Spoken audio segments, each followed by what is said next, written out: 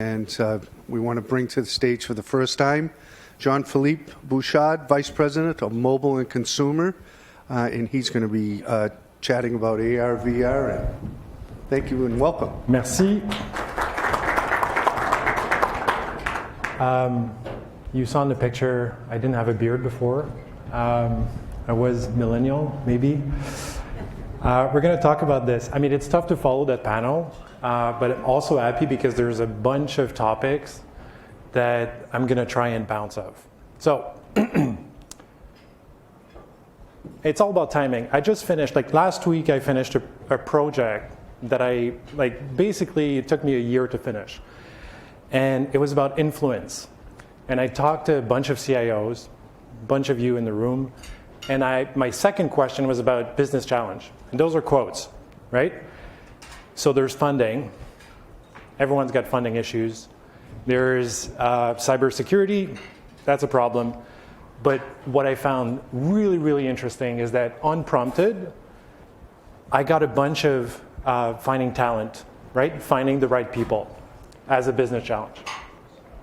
And more specifically about generational transformation of the workforce. Like people call it the silver tsunami or the boomers.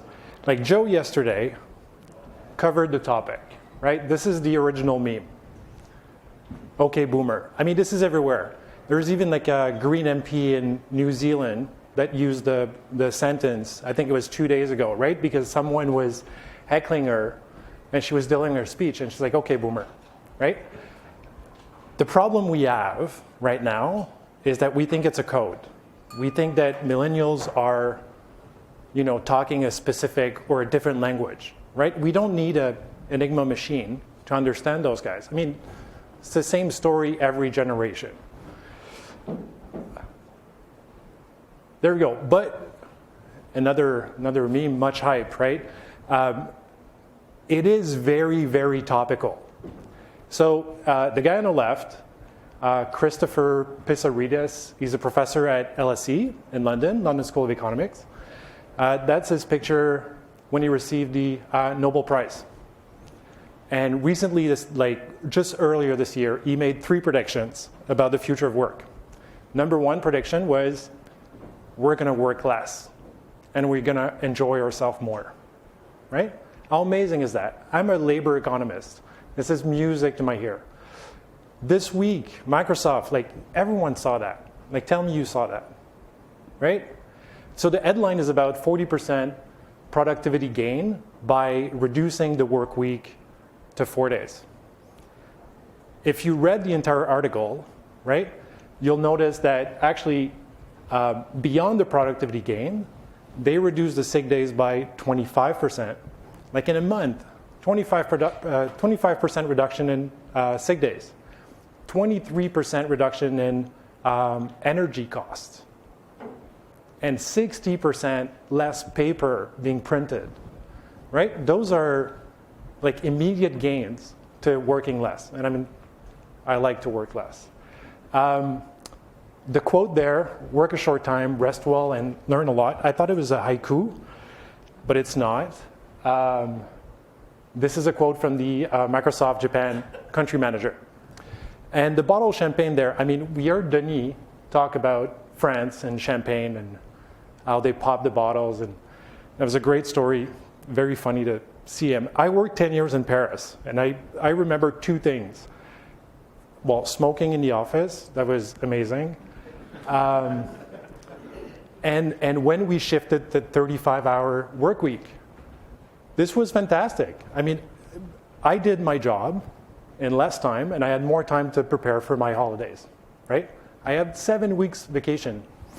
If you work for the government, you had 9 weeks vacation to start. So anyway, very, very hype. Nigel, earlier this week, talked about future work. This is our framework. We're looking at culture, space force. I'm not going to go over this again. Same thing. I mean, you're going to get that slide. Work culture, workspace, workforce. Nigel focused on workforce, and I'm going to try and focus on work culture. There we go. So we did a survey. This is really good. We did a survey in October. We received the results last week, right? We asked 300 Canadian companies, and we asked from IT, HR, and lines of businesses. And this is the results we got. 81% of respondents have dedicated funding for Future of Work initiative this year. I thought it'd be like 20%, 30%, 81%. It's overwhelming. Everyone's got budget for this. So we asked about the drivers. The top two drivers there, cost saving, productivity. In any survey about any topic, if you ask about the drivers, those are the top two ones. So I decided to look beyond that. Better employee work-life balance. So in Canada, it's around 40%, right? Respondents said, we're working to improve the balance. Quebec is 51%, which is really interesting. Higher employee engagement and experience, and then the ones I highlighted there, it's about gaining business agility, right, and gaining competitive advantage. So the average was below 30%. But if you looked at IT, people in IT said it was around 40%. So it tells me that there's a higher level of maturity, right, in the IT shops in terms of understanding what workplace transformation is about. 50% said their budget would increase by more than 5%, right? And it was 30%, the budget would increase by more than 15%. So there's a lot of money there. But then we asked, okay, so where's the money coming from? It's highly, highly fragmented. 30% comes from IT, but then the top one, 35%, it's a budget that comes from multiple lines of businesses. HR, 20%, and then the dedicated Future of Work budget, it's less than 10%, right? So there's still a maturity to gain there. Now we look, okay, so what are you going to use your budget for? Is it culture? Is it force? Is it space? And there's a huge difference if you look at small, medium, or large companies. But overwhelmingly, everyone is focusing on culture. This is what I'm going to talk about.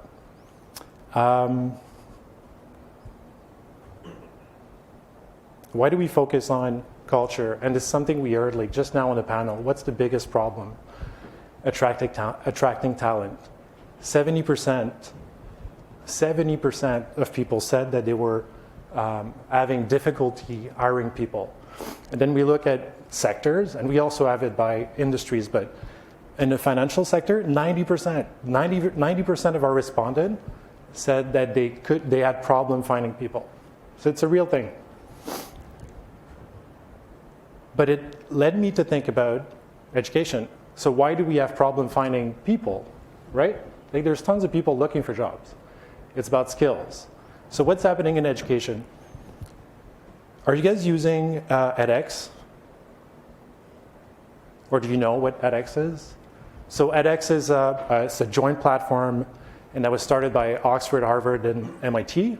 It's an online education platform, but they're doing super cool thing. And they have edX for business. So Microsoft, Amazon, and IBM are also feeding content to that platform. But they're also offering agile certificates. So now they have micro masters. Instead of spending 2 years to learn a specific skill, you can learn a skill in 6 months, right? And have this micro master. So Walmart, GE, IBM, Volvo, those guys are all recognizing those new certificates. I mean, we talked about U of Waterloo and co-op and all that learning. UBC is also part of edX, right? So very, very interesting things happening there. Which brings me to AR/VR and use cases. So on the left, those are all the use cases we track, right? But I'm not going to cover this because it's not boring, but it's not fun. I don't know if you recognize the names there. There's a bunch of media darlings. Striver. Okay, who listens to Harvard Business Review podcast here? Right? There's one podcast about the future of work. Fascinating. CEO of Striver was interviewed, and he was talking about use cases and why he's being brought up in discussion with IT decision makers. And I want to focus on maybe two use cases that those guys are covering. So Walmart, they're helping Walmart train the employees. So did you guys know that the guy in charge of training the employees at Walmart is named Andy Trainer? I mean, this is pretty cool. So they asked, okay, so what's the, how do you get invited by Walmart? And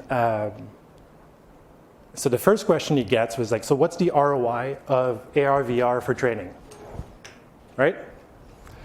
And his first question back is, what's the ROI of your current training or learning modules, right?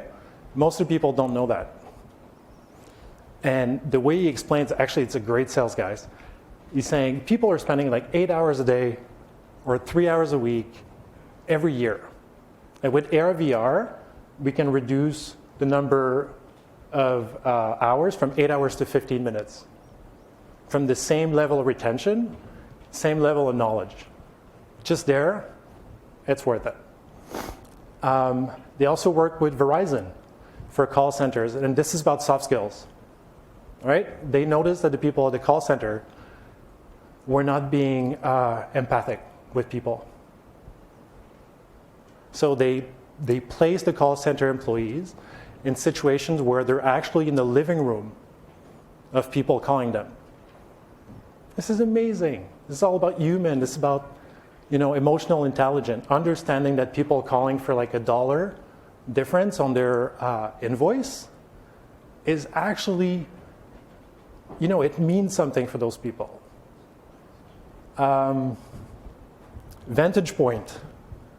I don't know if you heard about that. Vantage Point, they do one thing, is to train people on sexual harassment.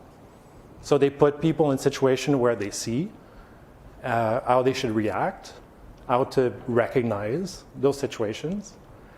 Upskill, they have an office in Edmonton. They do maintenance and training as well, and they work with Boeing. Actually, they have a great video about wire harness, right? Super tough job. But with AR, VR, with augmented reality, reduces the number of hours spent on doing this and also reduces the number of errors. And then the one that's really, really interesting for me is Cognitive Spark. They're based in Fredericton. They're also an alumni of the Creative Destruction Lab, which is good. And they work with the Royal Canadian Navy. And I don't know, do you guys know what Parati Vero Parati means? It means ready, yeah, ready, which is really good. I learned that this morning. Anyway, and it's all about maintenance as well. So AR, VR is used for training your people, but also solves that generational shift because it allows companies to record what a trained employee, what a seasoned employee is doing, and push that into the classes of, young workers. And that's it. That's all I have. Oh, the one last thing.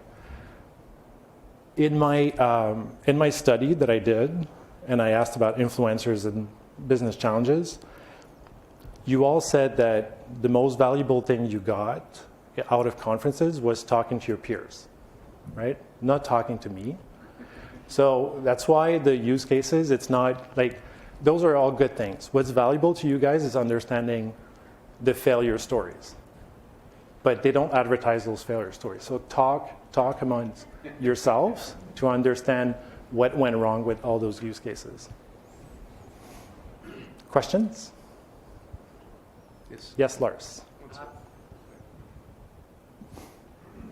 Can you talk a little bit about the technology? So, I mean, some of us in the audience have probably tried HoloLens, actual glasses, and things like that.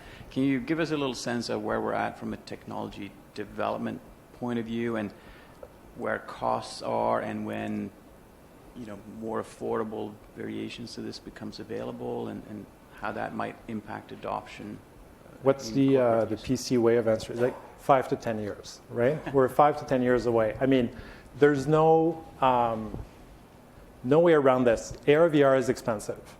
Like, hardware is expensive. Hardware is cumbersome, right? But the size is going down.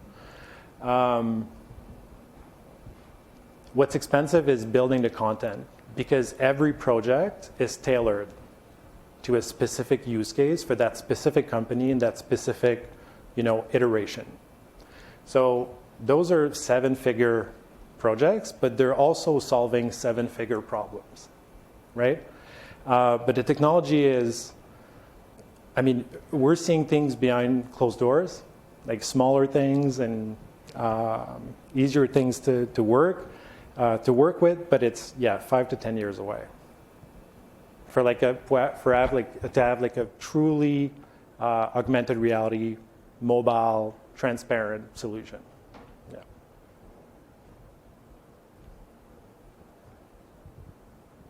Any other questions? Nigel's got a question. Oh. The first iteration of the Google Glasses led to a bit of a backlash. Yeah. I'm not going to go into the specific term that was used for people who were wearing them on the street, but there was a bit of a backlash to the glass holes. So my question would be what do you think the reaction to the rise of increasing digital wearables and the glasses and such from both the workforce, in terms of, are they feeling like they're being monitored in an Orwellian fashion, and the public backlash about wearing them as consumers just walking down the street and having data flows or being distracted and such? How fast do you think popular culture, but also work culture, will adapt to those factors, the soft factors, not the technical capabilities that Lars was mentioning? There's a million questions there. I think on the consumer front, you guys know North, right? Also based out of Kitchener. They don't look like Google glasses. They don't look like HoloLens. They look like normal glasses, right? So I think that in consumer adoption, I think we're getting there. I was showing the North glasses to my kids. I have like an 11-year-old and a 14-year-old. And they're like, this is like cheating. This is like you're cheating on life. And I was like, yeah, this is amazing. So I think we're getting there in terms of consumer adoption. But the secret there is like people won't know that you're wearing, augmented reality glasses. I think that's the key. If you're advertising that you're having AR glasses, you're going back to what we were calling people with Google glasses, right? In terms of employee adoption, I think it's a different thing. I think there's a mixed bag, right? There's you don't have a choice. You need to wear this for safety, right? And increase your productivity. In the demo video of that upskill in Boeing, I recommend you guys go see those videos because it's well done. The employees were actually super happy because it saved them from going to working on that wire harness to go to the laptop. So one employee was like, my depth of vision kept changing. And it was super tough on me, crazy headaches every day. And with those glasses, it didn't have to change anything. It didn't have to move, right? He had all the information with the voice activation, the voice command.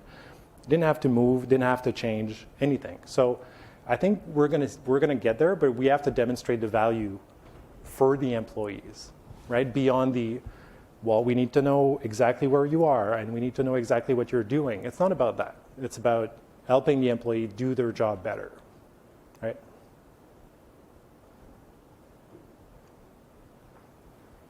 Any other questions? Perfect. Amazing. Thank you so much, and Philippe. Thank you.